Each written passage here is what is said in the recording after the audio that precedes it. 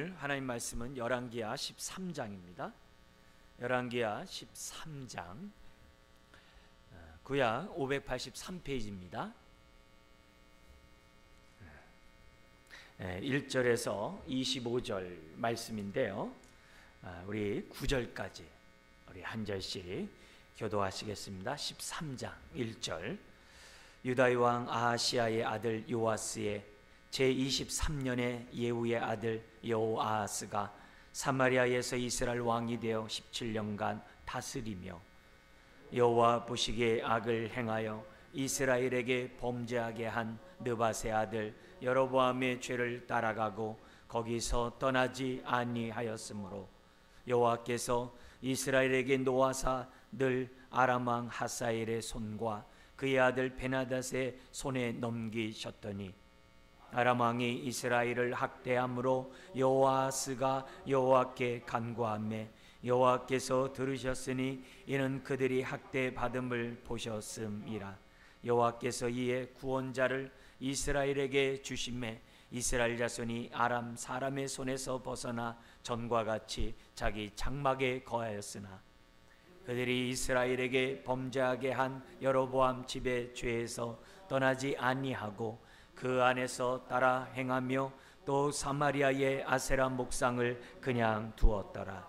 아람 왕이 여호아스의 백성을 멸절하여 타작마당의 티끌같이 되게 하고 마병 50명과 병거 10대와 보병 10,000명 외에는 여호아스에게 남겨두지 아니하였더라. 여호아스의 남은 사적과 행한 모든 일과 그의 업적은 이스라엘 왕 역대 지략에 기록되지 아니하였느냐. 같이요. 여호아스가 그의 조상들과 함께 잠에 사마리아에 장사되고 그 아들 요아스가 대신하여 왕이 되니라. 아멘. 우리 2019년 우리 마지막 우리 수요예배 하나님 앞에 드리게 된 걸 감사합니다. 우리가 이런 마지막 시간에 우리가 하나님 앞에 이처럼 나와서 예배할 수 있다는 게 은혜죠. 또 축복이죠. 그래서 감사하지 않을 수 없죠. 우리가 인생의 마지막에는 다 흔적을 남기게 돼 있어요. 우리가 다시 한번 이 시간을 통해서 나는 무엇을 남길 것인가. 우리 생을 마지막 하는 그때까지 주님을 경외하는 자로서 여러분이 정말 사시기를 주의 이름 축원합니다. 사람들은 다 죽게 돼 있어요. 오늘 우리가 읽지 않았습니다만 엘리사도 죽어요. 그렇지만 엘리사의 믿음은 살아서 오늘도 우리들에게 증거하고 있어요. 오늘 우리가 이 자리에 예배드리는 것으로 끝나는 게 아니라 우리의 믿음이 여러분의 가정에 증거되기를, 자자손손에게 증거되기를 주의 이름으로 축원합니다. 뿐만 아니라 같은 우리 함께 신앙생활하는 우리 교회 안에서도 여러분의 믿음의 증거들이 다른 사람에게 선한 영향력을 끼치기를 다시 한번 주의 이름으로 축원합니다.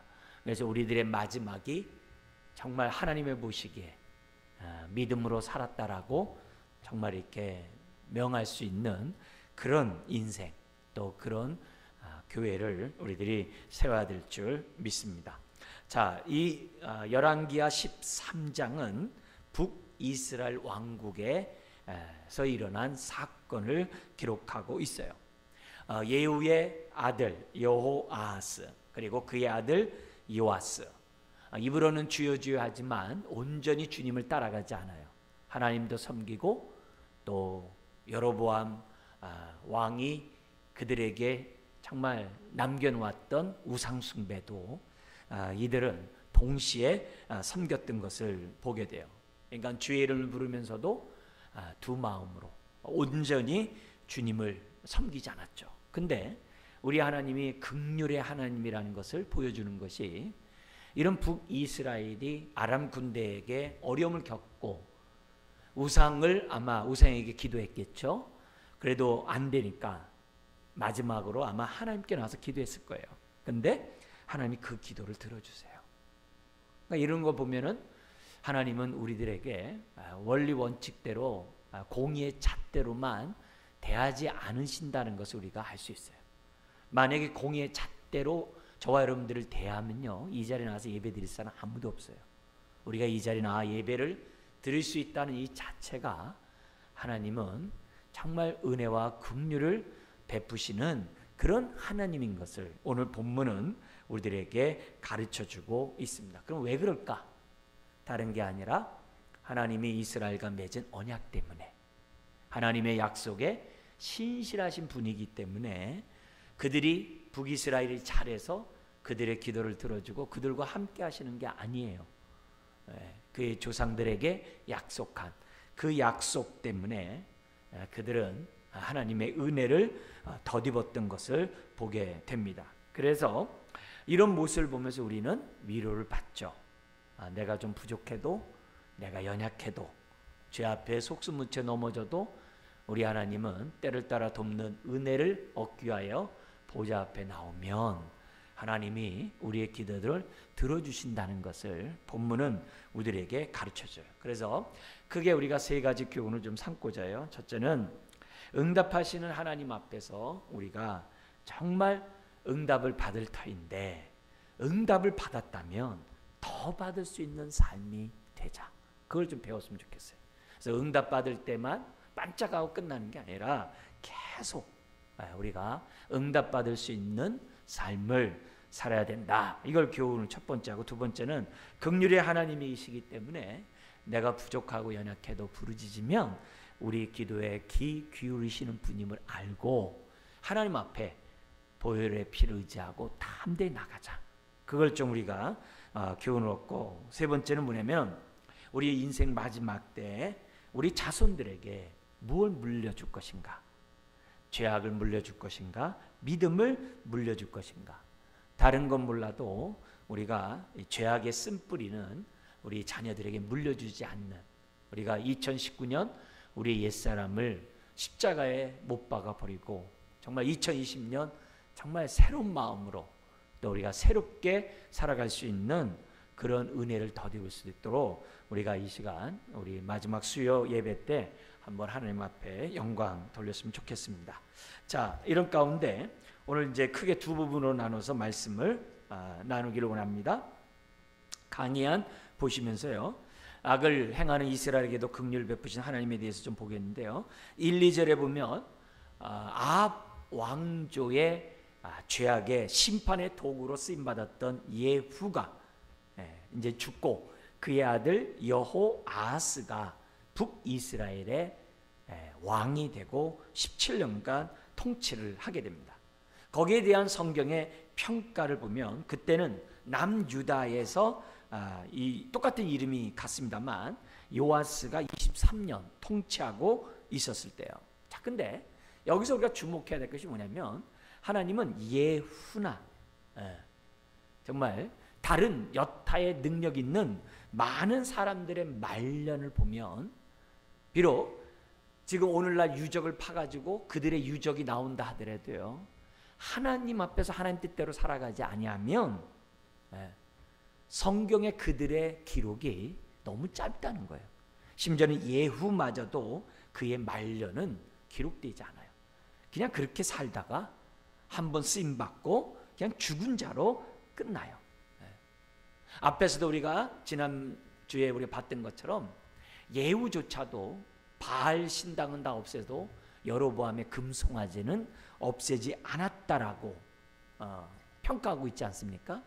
그러니까 그렇게 살았던 그의 삶의 결론은 아무도 기억하지 않아요. 비록 사람은 기억하는지 모르지만 우리 하나님은 그 인생에 대해서 기억하고 있지 않아요. 오히려 안타깝게도 예후는 그의 아들 여호아하스에게 금송아지를 계속 숭배하도록 잘못된 죄악을 전수시킨 것으로 성경에 기록되어 있어요. 여러분, 여로보암이 북이스라엘을 떼어나갈 때 금송아지를 만든 이유가 뭐예요? 다른 거 아니거든요. 절기 때마다 남쪽 예루살렘에 가서 절기를 지키려고 하는 자들을 못 지키게 하도록 그들이 뭐예요?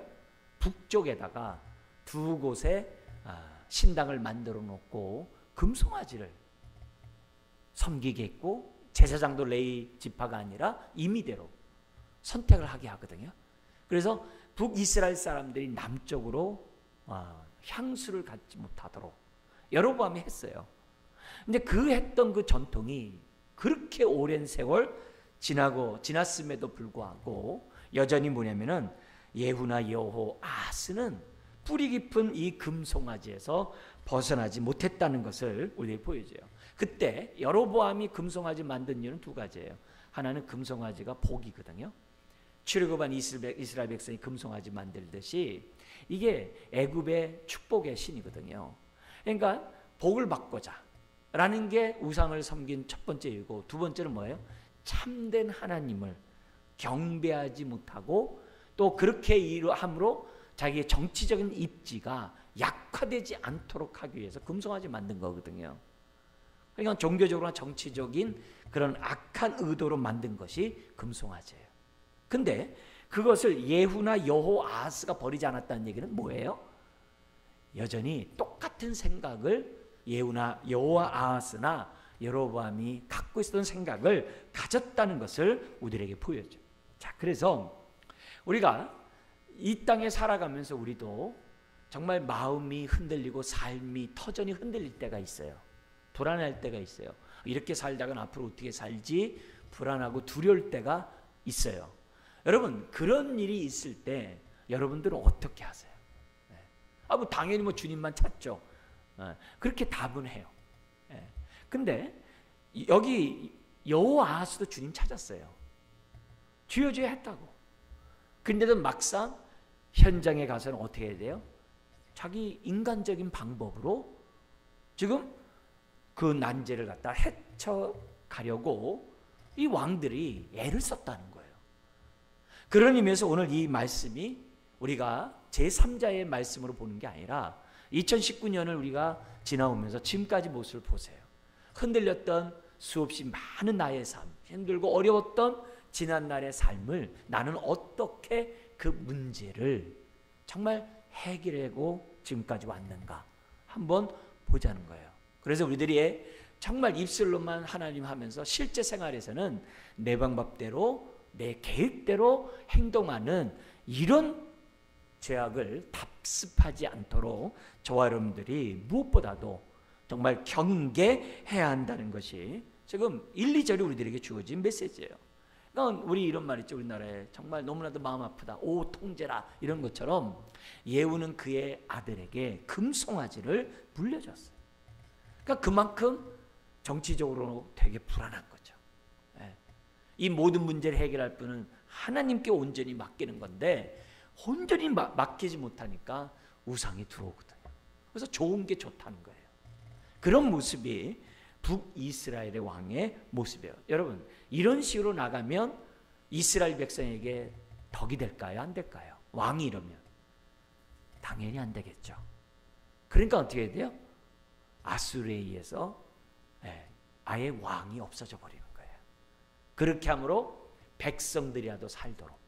그래서 감사하게도 아수르에 멸망할 때 경건한 자들이 남유다로 왕창 내려와요. 그리고 남유다가 종교적으로 또 정치적으로 아주 급속도로 이렇게 아주 견고해지고 안전을 이렇게 찾게 되는 그런 일이 생겨요. 그래서 하나님을 섬기는 그런 자들이 그런 기회를 사가지고 아주 예루살렘에 내려와가지고 남유다를 굉장히 부강하게 만들었던 그런 사건이 역사에 나옵니다. 그래서 우리가 그런 일은 생겨나지 않아야 되겠죠. 안 해야 되겠죠.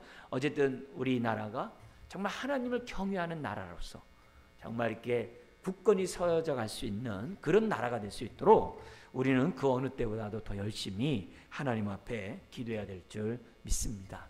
그래서 국가가 어떤 정책을 했다고 해서 나라가 안정되는 게 아니에요. 하나님을 경외할 때 나라가 안정되거든요. 인간의 방법으로 하는 것은 안전할 수가 없어요.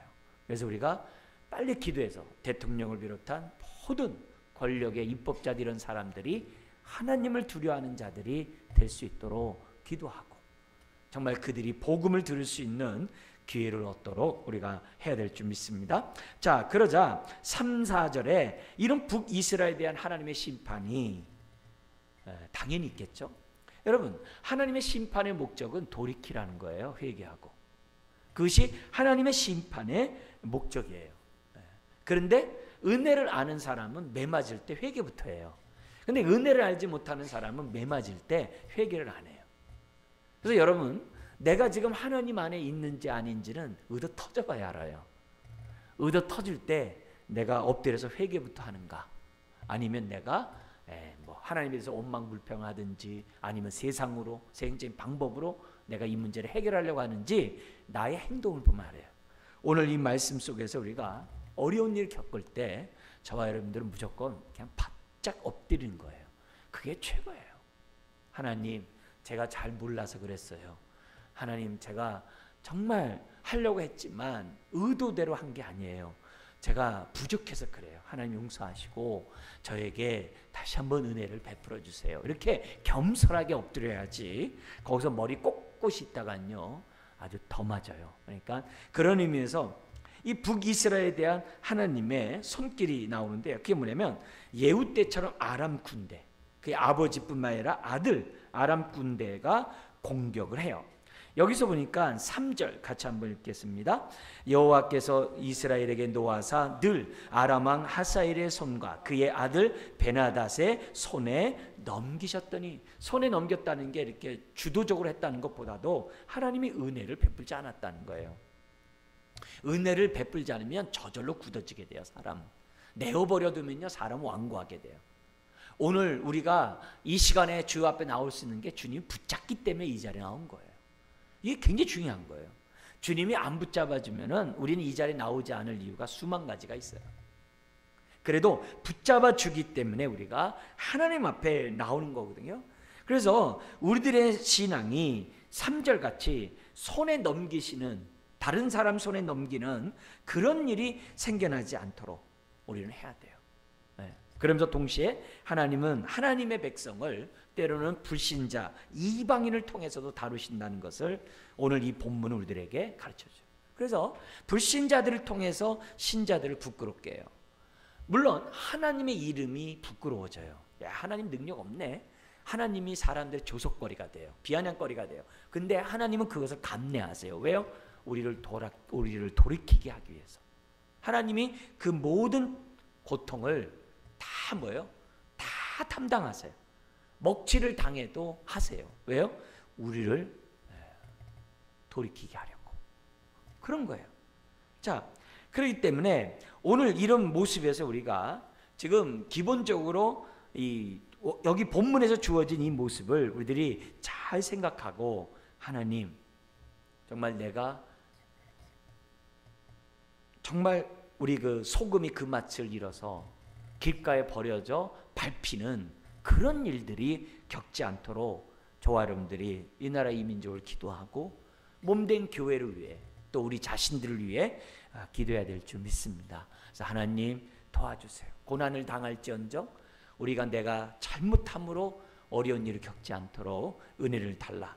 그러면서 그런 가운데 4절 하반절에서 5절에 이런 상황에서 하나님 앞에 기도를 해요. 아마 우상들에게 다 기도를 했겠죠. 그래도 안 되는 거예요. 그러니까 어떻게 돼요? 하나님이라도 부르짖자 아마 했겠죠.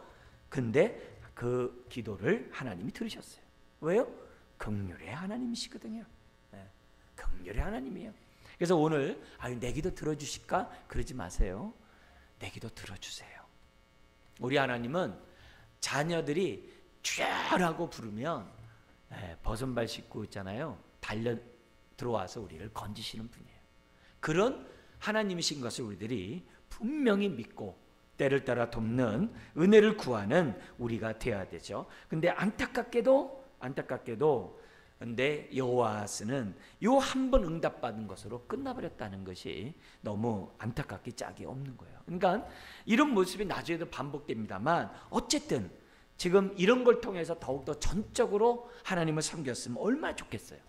그래서 중요한 게 이거예요. 하나님이 나에게 응답해 줄 때가 기회야. 무슨 기회예요? 내가 그동안에 잘라버리지 못했던 여로보암의 그 죄악을, 나의 옛사람의 그 습관을 잘라버릴 수 있는 기회예요. 왜요? 어려울 때는 못 잘라요. 은혜를 체험할 때 자르기가 쉽거든요. 그잖아요. 여러분들 은혜 받았을 때 모든 거 다 하고 싶잖아요. 주님을 위해 내가 모든 거 다 하겠다고 결단하잖아요. 그러니까 하나님 앞에 응답을 받을 때 빨리 우리가 결단해야 돼요. 잘라버릴 수 있도록. 그래서 하나님은 그 잘라버릴 수 있도록 우리가 부족해도 뭘 준다는 거예요? 응답을 줘요. 그래서 가만히 보면요, 이 초신자들, 열심히 믿겠다고 하는 사람들은 별로 하나님 앞에 기도를 나처럼 안 하는데도 응답을 빨리 주는 걸 많이 봐요. 그죠? 많이 보죠. 그래서 오래 신앙생활 할 때 응답이 좀 더디고 잘 안 될 때가 많아요. 왜요? 그렇게 응답 안 해도 우리는 뭐예요? 신앙생활하는 사람 정도로 컸거든요. 그러니까 어린 자들은 그렇게라도 해가지고 빨리 옛사람을 벗어버리도록 은혜를 주거든요. 그래서 이걸 꼭 기억하세요.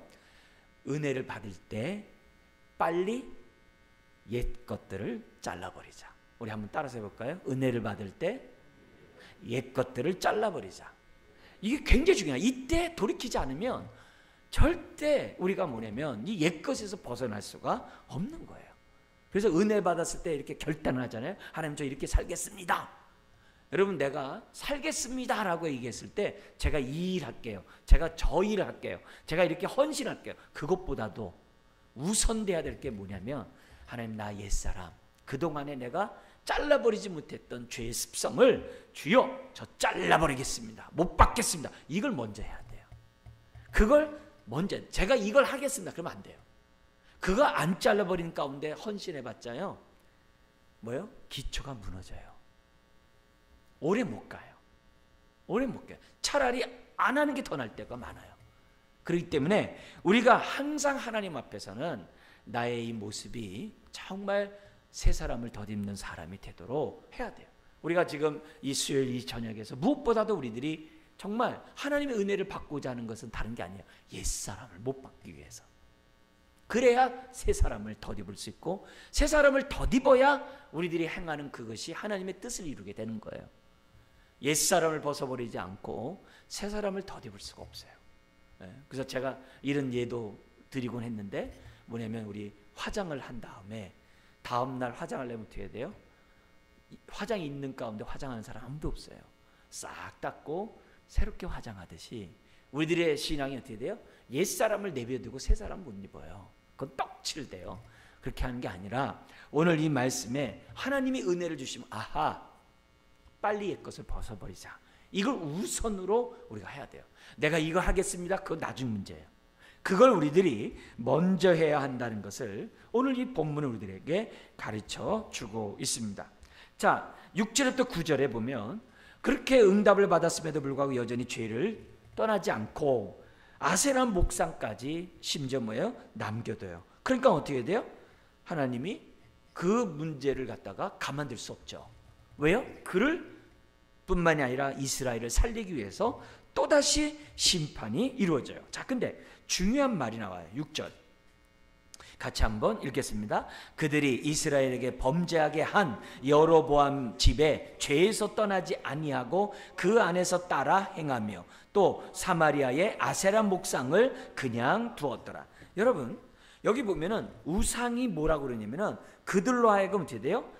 거기 뭐예요? 범죄하게 한이라고 표현하고 있어요. 그죠? 6절에 그들이 이스라엘에게 범죄하게 한 우상, 이렇게 얘기해요. 여러분, 이 우상이 가만히 있으면 좋겠는데 이 우상이 우리를 어디로 끌고 가요? 범죄하는 데로 끌고 간다는 거예요.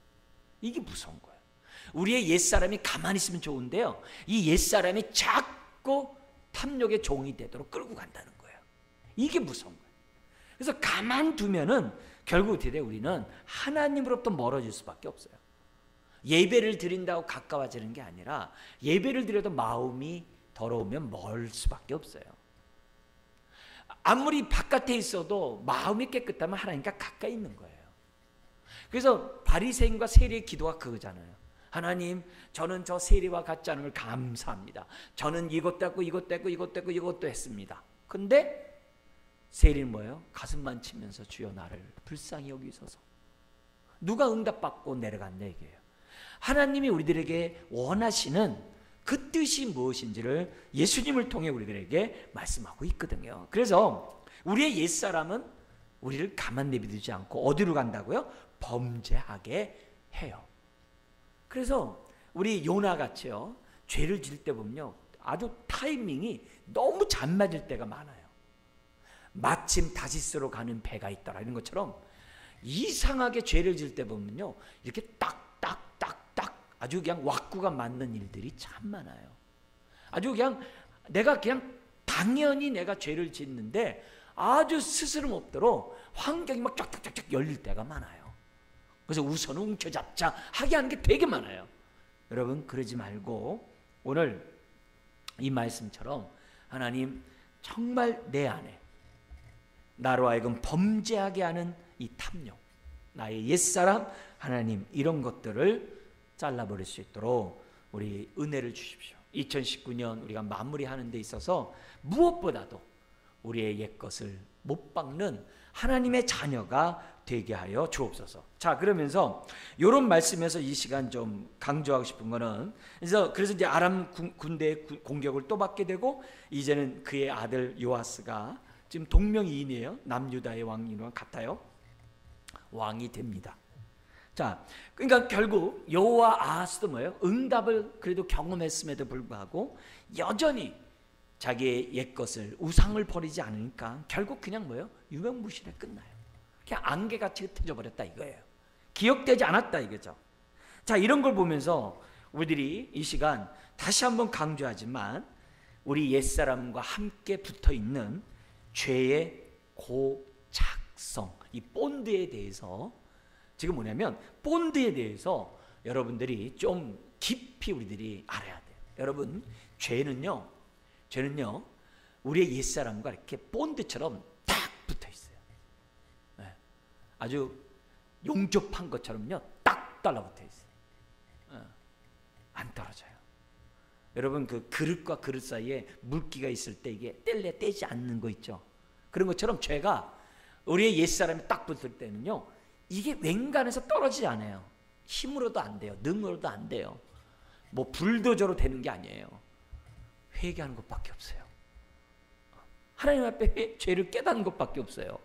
그래서 이 죄의 이 고착성이 얼마나 무서운지를 오늘 이 여호아스의 삶을 보면서, 예후나 여호아스의 삶을 보면서 우리들이 배워야 돼요. 근데 그건 딱 붙어있는 고착성만 있는 게 아니라 능력까지 있어요. 나로 하여금 범죄하게 하도록 이끌어가는 능력이 있다는 것을 잊어서는 안 돼요. 여러분, 집에 이렇게 뭐가 있냐면 그 아주 찌든 때들, 그거 안 닦아놓으면 거기에 계속 때가 끼잖아요. 그죠? 그 심지어 물도 물때가 있잖아요. 그 딱 끼잖아요. 그런 닦아도 안 되는 것들이 많이 있거든요. 이게 회개를 더디하면 안 닦이는 것과 똑같아요. 그래서 누가 뭐라고 하더라도 우리가 계속 하나님 앞에 보혈로 나의 죄를 갖다가 이실직고 하고 하나님 용서해달라고 우리가 하나님 앞에 기도해야 돼요. 그러니까 오죽하면 신약에서 뭐라 그래요? 죄와 싸우되 피 흘리기까지 싸우래요. 잘 안 되니까 피 흘리기까지 싸우래요. 그래서요, 효과적으로 싸우는 방법이 있어요. 뭐냐면요, 효과적으로 싸우는 방법은 나에게 있어서 가장 큰 죄악이 뭔지를 내가 알아야 돼요. 적을 알아야 이긴다고 내가 알아야 돼요. 그럼 어떻게 하느냐? 내가 뭘 회개를 제일 많이 하는가를 보면 내가 빨리 알 수 있어요. 우선적으로 내가 회개하지 않은 죄들은 은혜를 자꾸 회개하다 보면 보여요. 그렇지만 그건 나중 문제고, 내가 뭐에 대해서 회개를 많이 있는가를 딱 보면 그게 나의 뭐예요? 경계 대상 첫 번째예요. 그래서 내가 하나님께 회개하는 내용이 뭔지 리스트를 딱 적어보셔야 돼요. 아, 저 별로 없는데요? 그러면 안 돼요. 로마서 1장에 보면은 죄에 대한 목록이 쫙 나와요. 로마서 1장에 보면은 죄에 대한 목록이 쫙 나오거든요. 예수님이 속에서 들어간 건 더럽지 않고 나오는 게 더럽다면서 죄의 목록이 쫙 나와요. 성경 갈라디아에서도 육체의 소욕하면 육체 열매는 목록이 쫙 나와요. 16가지만 이렇게 쭉 나오거든요. 여러분, 그걸 놓고 하나하나 우리의 모습을 비춰봐야 돼요. 왜냐면은 병원에 여러분 건강검진 이렇게 깊게 받으면 조사하는 게 되게 많잖아요. 그죠? 뭐가 피를 가지고 조사를 굉장히 많이 하잖아요. 똑같아요. 성경이 있는 죄를 가지고 나를 조사해 봐야 돼요. 계속 체크해 봐야 돼요. 하나하나 체크해 봐야 돼요. 그러면 내가 미처 몰랐던 그 죄도 내가 알게 돼요. 그러면 그만큼 내가 깨끗해지게 되고 그만큼 내가 싸울 수 있다는 거예요. 그래서 우리가 이 죄의 고착성과 함께 죄의 능력을 정말 이길 수 있는 방법은 내가 회개한 그 내용을 한번 기록하자. 회개할 내용을 알려면 우선 성경을 가지고 해야 되니까 죄의 목록에 대해서 내가 써서 한번 하나씩 비춰보자. 그걸 해야 돼요. 근데 보다 더 좋은 건 뭐예요? 빨리 느낄수록 있잖아요. 빨리빨리 회개하는 거예요. 더러울수록 빨리 손을 씻듯이 빨리빨리 하는 것이 최고예요. 왜요? 안 하면 고착성 들러붙은다니까요. 아주 들러붙어가지고 떨어지지 않아요. 그러면 죄는 또 죄를 낳거든요. 그러니까 그런 의미에서 우리가 정말 이 죄 문제에 대해서는 빨리빨리 우리가 회개하고 없애달라고 우리는 해야 한다는 거죠. 그래서 좀 넓게는 우리 집안에 대해서 똑같아요. 집안에 대해서도 한번 가만히 보세요. 우리 부모님들이, 내 자녀들이 어떤 성경에 비춰볼 때 어떤 죄에 빠져 있는지 봐야 돼요. 어떤 부분이 정말 하나님의 가정으로서 온당하지 않은지 그게 뭔지를 봐야 돼요. 그리고 그걸 놓고 어떻게 해야 돼요? 계속 경계를 하면서 싸워야 돼요. 그렇지 않으면 그 죄가 우리 자손들에게 그냥 흘러가요. 자손들이 그대로 답습을 해요. 그러면 안 되거든요. 그래서 우리는 2019년 옛사람 벗어버리듯이 우리의 죄악이 그 죄의 습성이 예후가 여호아하스에게 넘어가지 않도록 해야 돼요. 여기 요아스에게 넘어가지 않도록 저와 여러분들이 해야만 한다는 것을 우리에게 보여주는 거예요. 여러분, 죄는 능력이 있어요. 나만 물들게 하는 게 아니라 내 가족도 물들게 해요. 그래서 이 부분에 대해서 우리들이 소홀히 여기면 안 돼요. 이 부분에 대해서 아주 가볍게 여기면 안 돼요. 그 부분에 대해서는 우리가 경계해야 돼요. 바이러스도 딱 되면 딱 체크하듯이 우리가 뭐예요? 그런 죄를 체크할 수 있는 그런 마음이 있어야 돼요. 그렇다고 조바심 내고 두렵고 안달복달하고 그런 얘기하자는 게 아니에요. 그만큼 하나님과 친밀함을 유지하자는 의미에서 오늘 이 시간에 이 모습, 여호아하스의 모습을 보면서 우리들이 배워야만 한다는 거죠. 여러분, 사실 우리도 여호아하스와 이 요아스처럼 죄 앞에 속수무처럼 넘어지는 연약한 인간이에요. 그렇기 때문에 이런 내 모습에 대해서 우리가 깨어있지 않으면 속수무처럼 넘어가요. 우리는 한없이 연약한 자인 것을 부인하면 안 돼요. 그래서 항상 우리가 깨어있어야 돼요. 그리고요, 상대방에 대해서도요, 나랑 똑같이 생각하고 용납해야 돼요. 뭐냐면은 사람들이 뭐예요? 정말 내가 기대했는데 저 사람은 나에게 악을 나에게 줬어. 그것 때문에 실망하지 말라는 거예요. 왜냐? 그럴 수 있거든요. 그럴 수 있거든요. 믿는 사람, 그게 중요하지 않아요. 사람이 옛사람이 있는 한 상대방에 대해서 우리가 상처도 받고 실망도 하고 여러 가지 아픔도 겪을 수 있어요. 그것 때문에 마치 새로운 거 안 것처럼 낙심하지 말라는 거예요. 그거는 오히려 뭐예요? 내가 그 옛사람의 그 능력을 무시한 그 무지 때문에 그렇게 된 거예요. 오히려 그걸 내가 알면 내가 잘해줬는데 나에게 그럴 수 있어. 그런 말 하지 마세요. 얼마든지 그럴 수 있어요. 그럴 수 있어요. 오히려 내 마음이 그런 걸 보면서 하나님, 내 안에 있는 이 죄악을 나도 보고 하나님, 이런 것에서 이길 수 있도록 도와달라고 하나님 앞에 서는 게 중요해요. 다시 한번 말씀드린다만 하나님 앞에서 내가 어떤 일을 하는 것보다도 내가 하나님 앞에서 나의 옛사람을 먼저 잘라버리는 것을 하나님이 더 기뻐하세요. 그래서 하나님 앞에 나 이거 했어요. 나 선지자 노릇하고 귀신도 쫓아내고 병도 쫓아냈어요. 그러니까 예수님 뭐라 그래요? 불법을 행하는 자들아, 내가 너를 도무지 알지 못하겠노라. 마음이 가난한 심령이 없으면 다 소용이 없어요. 그런 마음을 오늘 이 말씀을 통해서 우리들이 배우셔야만 해야 돼요. 자, 그러면서 10절에 13절 여호아스의 아들 요나스의 행정은 어떻게 돼요? 그 아버지의 그 아들이에요. 그리고 이 요아스는 남유다와 전쟁을 해요. 왜 전쟁이죠? 앞에서 예후가, 할아버지가 아합 가문을 죽일 때 남쪽 왕이 문 하나로 왔다가 같이 죽였잖아요. 그러니까 자기 조상을 죽인 그 나라에 대해서 어찌 그 손주들이 가만히 있겠어요? 자식들 가만히 있겠어요? 가만히 안 있죠. 그러니까 아합 때 일시적인 눈가림 아웅의 그 평화가 깨지고 전쟁의 상태로 돌아가게 됩니다. 그러니까 결국 이렇게 하는 것이, 전쟁하는 이것이 북이스라엘에게는 안타깝게도 유다를 통해 하나님을 경외하는 그 방법을 배우지 못하는 악수가 돼요. 그래서 북이스라엘은 아수르에게 완전히 멸망당하는 거예요. 그래서 우리들이 이런 걸 보면서 은혜를 아는 사람에게는요 가까이 지내야 돼요. 하나님을 사모하는 사람에게는요 어떻게 하든지 간에 가까이 지내야 돼요. 함께 있기를 사모해야 돼요.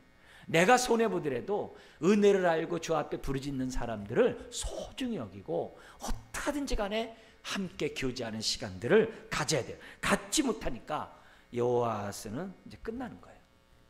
그러면 안 된다는 거죠. 여러모로 여러분 한번 보세요. 나는 지금 믿음의 사람, 우리 디모데후서 2장인 것처럼 믿음의 그 지체들과 함께 하기를 얼마나 사모하는가. 이게 굉장히 중요한 거예요. 우리 교회에 이렇게 막 봉사도 하고 뭐 여러 가지 합니다만 이렇게 그룹으로 이렇게 지금 뭐냐면 기도들을 해요. 여러분 그게 왜 중요하냐면, 봉사가 아니라 기도를 한다는 이것이 왜 중요하냐면은 이 모든 것들을 다 어떻게 돼요? 다 아우를 수 있기 때문에 기도가 중요한 거예요. 봉사가 아니라 함께 기도할 수 있다는 이 자체가 은혜 안에 거하는 거거든요. 그러면 그 시간이 내 속사람이 새로워지거든요. 기도하는 시간은 은혜가 임하거든요. 그런 의미에서 이런 모습들, 하나님 내가 믿음의 지체와 교제하기를 힘쓰는 인생이 되게 해달라고 우리는 기도해야만 한다는 겁니다. 자, 그러면서 두 번째 달라 14절부터 25절에 보면 엘리사가 죽어요. 엘리사가 죽는데 그 엘리사가 죽을 병에 걸린다는 소식을 들었을 때 요아스가 와가지고 눈물 흘리면서 14절 이렇게 고백을 합니다. 한번 읽어볼까요? 엘리사가 죽을 병이 들매 이스라엘 왕 요아스가 그에게로 내려와 자기의 얼굴에 눈물을 흘리며 이르되 내 아버지여 내 아버지여 이스라엘의 병과 마병이여 하매. 이거는 엘리사가 엘리야에게 고백했던 내용인데요, 이걸 또 어떻게 첩보를 입수해가지고 엘리사에게 함으로 자기가 마치 엘리사인 것처럼 이렇게 해요. 참 역시 정치술이 되게 뛰어나요. 여기 보면 그러니까 어쨌든 그 상황에서 요아스는 엘리사를 의지한 거거든요. 하나님을 전적으로 믿지 않았지만은 엘리사를 인정하고 경배했다는 것을 우리가 이 본문에서 알 수 있어요. 근데 반대로 이율배반이죠. 이 정도 고백하면은 우상을 버리고 하나님만 섬겼어야죠. 근데 입술로만 그렇게 한, 결국 왜요? 우상숭배는요, 탐심이 우상숭배라 했잖아요. 우상숭배는 내가 탐심의 종이 되었다는 걸 말하잖아요. 그래서 이 탐심의 종은요, 하나님도 우상으로 바꿔버려요. 다시 한번요, 하나님도 뭘로 바꾼다고요? 우상으로 바꿔. 그걸 갖다 우리는 요즘 말로 기복신앙이라고 그래요. 기복신앙. 하나님을 나를 도와주는 내 필요를 공급하는 그냥 신이야. 그래서 하나님을 갖다가 우상단지로 전락시켜버리는 게 우리 인간의 탐심이에요. 기도는 열심히 하죠. 부르짖죠. 뭘 하죠. 근데 그 동기가 뭐냐 이게. 그걸 우리가 오늘 이 수요일날 정말 잘 생각하고 한 해를 마무리를 저와 여러분들이 잘 했으면 좋겠어요. 그러니까 이 요아스는 엘리사를 부르짖지만 결국 뭐야? 자기의 유익을 위해서 엘리사 앞에 울고불고 난리친 거예요. 그의 삶이 울 줄 알았지만 옛사람을 벗어버리지 못했거든요. 주의 이름을 부르지만 세속화되었거든요. 왜요? 그 안에 있는 옛사람을 잘라버리지 않았기 때문에. 그래서 우리가 이 시간에 정말 하나님 새해를 맞이하기 전에 옛사람을 벗어버리게 해주세요. 우리 기도하는 이 밤이 되길 주의 이름 부탁드립니다. 여러분, 엘리사도 죽습니다. 근데 그의 믿음은 살아서 오늘날 증거됩니다. 요아스도 죽었어요. 그러나 기억조차 못합니다.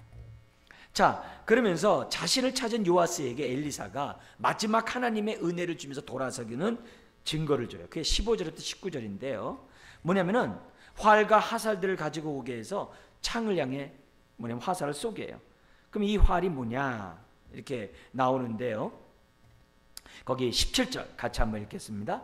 이르되 동쪽 창을 여소서 하여 곧 열매 엘리사가 이르되 쏘소서 하는지라 곧 쏘매 엘리사가 이르되 이는 여호와를 위한 구원의 화살 곧 아람에 대한 구원의 화살이니 왕이 아람 사람을 멸절하도록 아벡에서 치리다 하니라. 지금 뭐예요? 그 와서 우니까 어떻게 돼요? 좀 부족한 왕이지만 우니까 하나님을 알려주라고 하나님이 살아계심을 보여주는 거예요. 아람 군대 하나님이 해줄 것이다. 자, 그런데 화살들을 짚고서 땅을 치라고 하는 거예요. 근데 왕이 몇 번 쳤다고 그래요? 3번만 치는 거예요. 그러니까 엘리사가 대여섯 번 쳐야지 왜 3번만 치냐? 당신이 3번만 이길 것이요. 이렇게 얘기하는 거예요. 이 말이 무슨 말이냐면은 엘리사가 말하는 의도를 분별할 수가 없는 왕이었다는 거예요. 지금 화살을 쏘면 당신이 이길 것이요. 그리고 화살을 갖다 땅에 치라고 얘기했을 때는 그 화살이 뭐예요? 완전히 아람 군대가 진멸하도록 화살이 부러지도록 때렸어야죠. 왜냐면 그 화살로 죽을 거니까 그거 해야 되겠죠. 근데 그냥 3번만 치는 거예요. 그러니까 대수롭지 않게 생각한 거죠. 과연 이런 일이 생겨날까? 과연 이런 일이 있을까? 아람 군대는 큰데 그렇게 반신반의하는 거였죠. 아닌가 다를까 3번밖에 못 이기고 끝나거든요. 오늘 이걸 통해서 우리 신약을 살아가는 저와 여러분들에게 한번 이걸 질문하고 싶어요. 여러분, 나에게 선물로 약속의 말씀에 선물로 준 믿음이 있어요. 우리에게는 말씀을 믿는 약속의 말씀을 믿는 믿음들이 있어요. 여러분, 그 약속의 말씀을 믿는 그 믿음에 대해서 저나 여러분 모두가 얼마나 확신을 갖고 있는지 이 시간 점검해야 돼요. 성경에 하나님의 약속의 말씀이 있어요. 그것을 정말 찰떡같이 믿고 있는지 아니면 대충 믿고 있는지 한번 이 시간에 봐야 돼요. 더 확대해서 얘기할 수 있어요. 우리에게는 예수의 이름의 권세를 합법적으로 사용할 수 있는 권세가 있어요. 예수의 이름을. 그러면 그 예수의 이름을 나는 지금 건성으로 3번 치고 있는가? 아니면 어떻게 돼요? 그 권세가 나에게 나타나도록 몸부림치고 있는가를 오늘 이 말씀을 통해서 우리들이 한번 생각해 봐야 한다는 거예요. 여러분, 하늘과 땅의 모든 권세를 갖고 계신 그 주님이 영원토록 우리와 함께 하신다고 하셨어요. 그리고 그 이름이 권세 있다는 걸 우리 알아요. 그러면 그 권세에 대한 그 확신이, 그 믿음이 대충 3번 치는 정도인가? 아니면 응답받을 때까지 두들겨 내가 패듯이 예수의 이름으로 내가 도전하는가? 예수의 이름으로 기도하는 자에게 응답이 있어요. 하다가 이제 포기하는가? 아니면 응답받을 때까지 내가 기도하는가? 그건 다른 문제거든요. 그런 의미에서 이 요아스의 믿음은 자기 육체의 그 한계를 넘어서지 못했다는 거죠. 그래서 오늘 우리가 하나님의 말씀을 들었어요. 어떤 말씀이요? 긍휼히 하나님은 내가 부족해도 내 기도 들어준다 그랬어요. 그죠? 그래서 응답을 받았을 때 우리가 무엇보다도 중요한 것은 듣고 잊어버리는 것이 아니라 내 옛사람을 벗어버리고 주님과 또 가까이 올 수 있는 기회다 이렇게 생각하라고 했어요. 그러면은 하나님 앞에서 오늘 밤에 정말 하나님께 기도함으로 하나님의 응답이 있을 텐데 그 응답을 받았을 때 무엇보다도 하나님 내가 잘라버리게 해 주옵소서. 그리고 동시에 하나님 내 믿음이 3번만의 믿음이 아니라 응답받을 때까지 사용하는 믿음을 갖기를 원합니다. 원합니다. 그래서 끝까지 내가 이 말씀만 붙잡고 내가 주님을 따라가겠습니다. 사도 바울은 믿음의 경주를 다 했다 그러잖아요. 나의 달려갈 길을 다 달렸다 그러잖아요. 2019년 나는 나의 갈 길을 다 달렸는지를 한번 지금 뭐예요? 보자 이게요. 어떻게 내가 하나님을 한 해를 섬겼는지 지금 섬겼는지를 한번 보자 이게요. 그것을 오늘 이 말씀은 우리들에게 요구하고 있어요. 그래서 하나님 앞에서 대충하고 하나님 앞에서 눈 가리고 아웅하고 하나님 앞에서 그냥 마지못해 하고 하나님 앞에서 그냥 복 받으려고 하고 여러분 그러면 안 돼요. 목사인 저나 여러분 모두가 우리 이렇게 교회를 주셨고 우리 이 교회 안에서 우리가 한 몸이 됐잖아요. 그래서 우리가 한 사람 한 사람 볼 때마다 주님의 보혈의 피를 우리가 볼 수 있어야 되고, 그리고 우리 각자의 고백이 동일한 고백을 할 수 있다는 자체가 얼마나 은혜스러워요. 여러분, 어떻게 우리가 이 고백하는 이 고백을 나만이 아니라 옆에 사람이 똑같이 합니까? 이게 얼마나 큰 은혜입니까? 이런 고백을 똑같이 하다니. 그러니까 그 사람에 대한 내 눈이 주님의 눈으로 서로를 봐야 되는데, 인간적인 옛사람의 눈으로 사람을 보면 안 된다는 거죠. 그래서 고린도후서 5장 17절에 새로운 피조물이라 하면서 그 앞에 뭐라고 되어 있냐면은, 이제는 내가 사람을 육체대로 알지 아니하노라 그랬거든요. 그 기도는 계속 기도해야 돼요. 육체대로 안다는 게 뭐예요? 세상의 눈으로 보는 거예요. 세상의 수준으로 사람을 보는 거예요. 여러분, 그런 옛사람을 갖고 있는 한 우리는 탐욕의 종에서 벗어나지 못해요. 오늘 이 말씀처럼 하나님, 내가 정말 하나님을 내가 믿되 철저히 똑바로 믿는 우리가 되게 해달라고 기도해야 한다는 거죠. 자, 그러면서 20절에서 21절에 엘리사가 죽고 해가 바뀌었는데 모압이 이제 들끓어가지고 지금 어때요? 도적대들이 침범해요. 그러자 장사를 지내는 자들이 지내다가 도적대가 오는 걸 보면서 시신을 묘실에 던지는데 그 시체가 엘리사의 뼈에 닿은 거예요. 근데 그가 다시 살아난 거예요. 이게 뭐냐면 엘리사가 죽어도 능력인데 그 얘기가 아니라 하나님이 너희와 함께 한다는 것을 시청각적으로 보여준 거예요. 하나님이 너희와 함께 계시고 살아있다는 것을 지금 뭐예요? 그걸 통해서 보여준 거예요. 그래서 그 하나님을 전적으로 의지하면 참 좋을 텐데 그러지 못하는 거죠. 네. 여러분, 오늘 나에게 능력이 안 나타난다고 해서 하나님이 나와 함께 하지 않는 게 아니에요. 오늘 내가 뜻한 대로 안 된다고 해서 하나님이 내 기도 듣지 않은 것이 아니에요. 아유, 하루하루 사는 게 고생이고 하루하루 사는 게 참 정말 너무 힘들어. 여러분, 그렇다고 해서 하나님이 나와 함께 하지 않는 분이 아니에요. 오늘 이 엘리사의 뼈에 닿자 회상하는 모습을 보면서 사람들이 이거 생각조차 했겠어요? 안 했겠죠. 그러나 오늘 주님과 접붙이면은 다시 소생할 줄 믿습니다. 옛사람을 죽이는 자 새 사람으로 덧입게 되어 있다는 것을 우리들에게 가르쳐주고 있어요. 그래서 이런 모습이 하나님, 오늘도 주님을 정말 12년 혈중 안 했던 여인이 주님의 그 찢찢 그 술을 대듯이, 옷술을 대듯이 주여 이 시간 주님을, 주의 말씀을 붙잡습니다. 약속의 말씀을 붙잡습니다. 주님, 은혜를 베풀어 주옵소서. 주여, 엘리사의 뼈가 죽은 사람을 희생했던 것처럼 주여 저를 갖다가 소생시켜 주십시오. 속사람이 힘을 발하게 해 주옵소서. 깨어나게 해 주옵소서. 은혜 가운데 있게 하여 주옵소서. 자, 그러면서 22절 25절 마지막에 보면은 3번 승리함으로써 아버지가 빼앗겼던 성읍들을 다시 다 찾아와요. 그래서 이 하나님께서는 23절 그런 은혜 속에 하나님이 함께함을 보여줬어요. 마치 죽을 수밖에 없는 뭐냐면 다 마른 뼈다귀들이 에스겔 골짜기에서 살아나듯이 하나님이 다시 그들에게 살아나는 은혜를 주셨어요. 그럼 뭐부터 하라고요? 옛사람을 잘라버리는 것부터 먼저 해야죠. 우상을 없애는 것도 먼저 해야 되죠. 근데 그런 걸 또 안 해요. 그것부터 함으로써 하나님의 영광을 보면 얼마나 좋겠습니까? 여러분, 하나님은 오늘도 우리가 소생하기를 원합니다. 내 기도 제목 때문에 눌리지 마세요. 답답한 현실 때문에 낙심하지 마세요.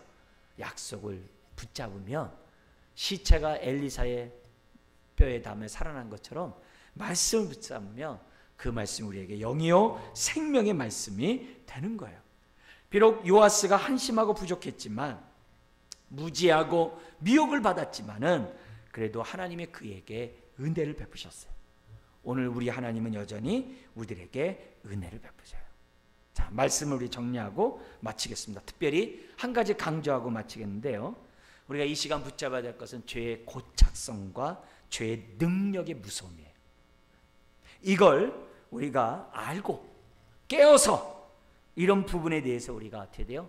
빨리 잘라버리고 정말 우리가 깨어서 어떻게 하든지 간에 믿음의 공동체와 함께 우리가 정말 십자가 든든히 붙잡고 저와 여러분들이 나가야만 해요. 그래서 항상 씻고 회개함으로, 그리고 항상 하나님의 능력 가운데 잘라버리고 제거하고, 그리고 표대를 향해 나가잖아요. 그래서 갈라디아서 5장에서 이 법칙을 우리에게 줬어요. 뭐냐?